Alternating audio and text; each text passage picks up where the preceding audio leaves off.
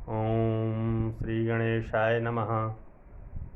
वंशी विभूषितकरानवनीरदाभात् पीताम्बरादरुणबिम्बफलाधरोष्ठात् पूर्णेन्दुसुन्दरमुखादरविन्दनेत्रात् कृष्णात् परं किमपि तत्त्वमहं न जाने।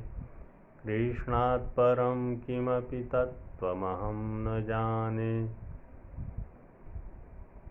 मैं वेंकटेश शर्मा, सहायक प्राध्यापक, गुरुकुल संस्कृत महाविद्यालय बैरगनिया सीतामढ़ी, आज की ऑनलाइन कक्षा में शास्त्रीय सामान्य तथा शास्त्रीय प्रतिष्ठा तृतीय खंड के विद्यार्थियों का हार्दिक स्वागत करता हूं। आज की कक्षा अनिवार्य प्रथम पत्र की है। इसके अंतर्गत हम लोग संस्कृत साहित्य का इतिहास से वेद का महत्व तथा वैदिक साहित्य का सामान्य परिचय प्राप्त करेंगे। आज हम लोग संस्कृत वाङ्मय का इतिहास से वेद के बारे में सर्वप्रथम जानकारी हासिल करेंगे। वेद हिंदू धर्म का सर्वस्व है। यह ग्रंथ संसार का सबसे प्राचीन ग्रंथ है। इसमें कोई संशय नहीं कि हमारे देश भारत में धर्म के प्रति जो अपार निष्ठा दिखाई पड़ती है, उसके मूल में वेद ही है। ऋषि महर्षियों द्वारा प्राप्त ज्ञान का प्रतिपादक ये ग्रंथ वेद है। स्मृति पुराणादि भी वेद की ही गौरव गाथा गाते हैं। अतः वेद ही धर्मों का मूल है, ऐसा हमारे यहाँ माना जाता है। वेद आर्यों के सभ्यता एवं संस्कृति का भी परिचायक है। अन्य प्रकार से भी वेद का अतिशय महत्व है। वेद के प्रधानतः दो भेद हैं। पहला संहिता तथा दूसरा ब्राह्मण।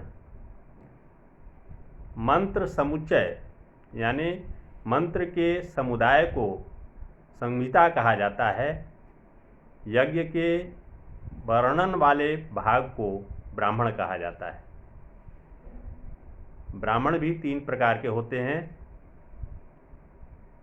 उपनिषद, ब्राह्मण और आरण्यक।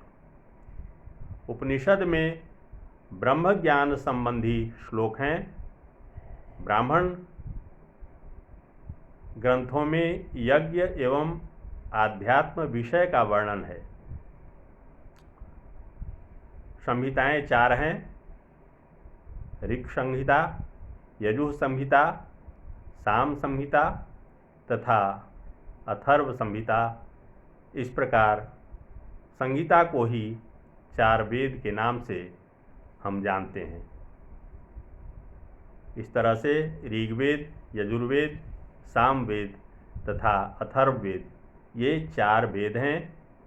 ऋग्वेद को इतिहासकार सबसे प्राचीन, दुनिया का सबसे प्राचीन ग्रंथ मानते हैं।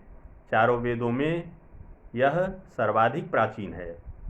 भाषा की दृष्टि से भी यह सबसे उन्नत है। ऋग्वेद 8 भागों में विभक्त है, इसलिए इसे अष्टक भी कहा जाता है। दूसरा है सामवेद। ऐसा कहा जाता है कि सामवेद उद्गात्री ऋतुजों का संकलन है।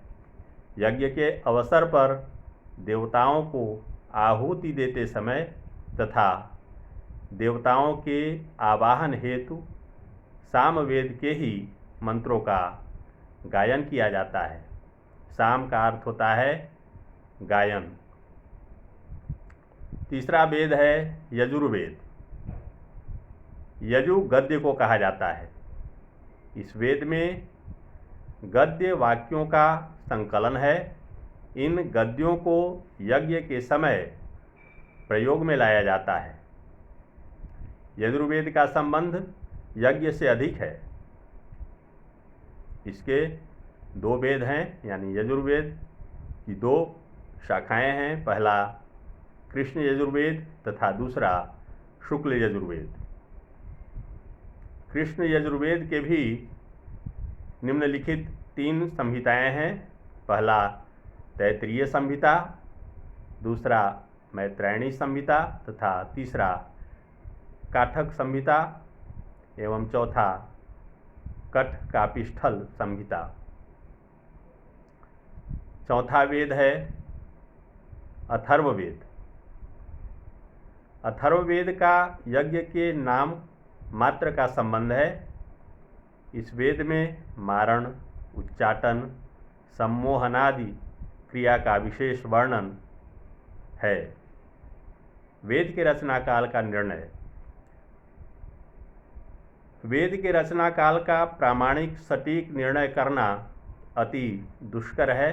भारतीय तथा पाश्चात्य विद्वानों ने प्रयत्न के अनंतर भी वेद रचना काल के बारे में एक निश्चित तिथि निर्धारण करने में पूर्णतः समर्थ नहीं हो पा सके हैं। भविष्य में भी निर्णय कर पाना दुरूह जान पड़ता है। भारतीय विद्वान मानते हैं कि वेद अपौरुषेय है, नित्य है, काल से परे है, अतः इसके रचना काल का सवाल ही नहीं उठता है। वेद गुरु शिष्य परंपरा के द्वारा सुना जाता है, इसलिए इसे श्रुति भी कहा जाता है। वेद का शाब्दिक अर्थ है ज्ञान।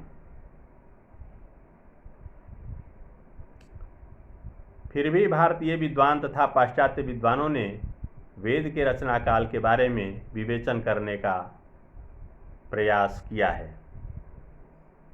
डॉक्टर मैक्स मूलर सर्वप्रथम उन्होंने वेद के रचना काल के संबंध में काल निर्धारण करने का प्रयत्न किया है। उन्होंने वेद रचना काल को 4 भागों में विभक्त किया है: छंदकाल, मध्यकाल, ब्राह्मण काल तथा सूत्रकाल। इन 4 भागों में वैदिक काल का विभाजन बौद्ध धर्म के उदय के पूर्व ब्राह्मण ग्रंथों की रचना को आधार मानते हुए डॉक्टर मैक्स मूलर ने वैदिक काल का निर्धारण किया है। इनके अनुसार ऋग्वेद का रचना काल 1200 विक्रम संवत पूर्व है। अब भारतीय इतिहासकार लोकमान्य तिलक के अनुसार